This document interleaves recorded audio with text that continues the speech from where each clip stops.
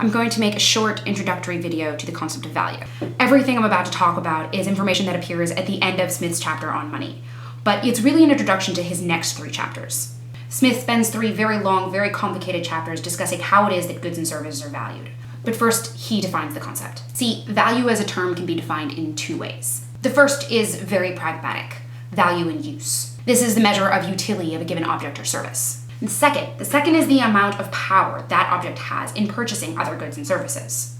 For our purposes, we are going to differentiate between them by calling one value in use and the other value in exchange. Smith observes here that there seems to be a negative correlation between value in use and value in exchange.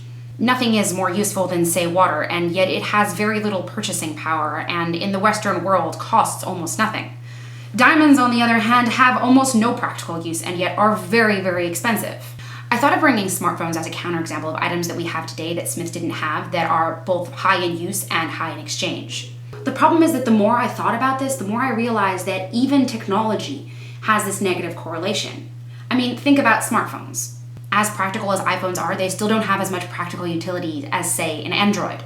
And yet iPhones are far more expensive. I don't really want to start a riot here. I'm an iPhone user myself. But if you think about practical utility, what you can do with it, Androids can just do more. Anyway, Smith says that there are rules that society follows in order to regulate the exchangeable value of goods. And in order to properly investigate these rules, he needs to answer a few questions. 1. How do you really measure exchangeable value? I.e., how is it that the real or natural price of any good or commodity or service be found? 2. What are the different components of that value? As in, what are the parts that make up the price? And finally, 3. What are the different circumstances that could cause any commodity's market price to either rise above or fall below its natural inherent price? It is at this point that Smith makes a request of his readers, and it's a request I'm going to make of you. He asks for their patience and their attention. Patience because these 3 chapters are very long and very tedious, and attention because the concepts he's trying to convey are very complex and difficult to understand. For my part, I'll do my best to simplify these terms and concepts into digestible, understandable pieces.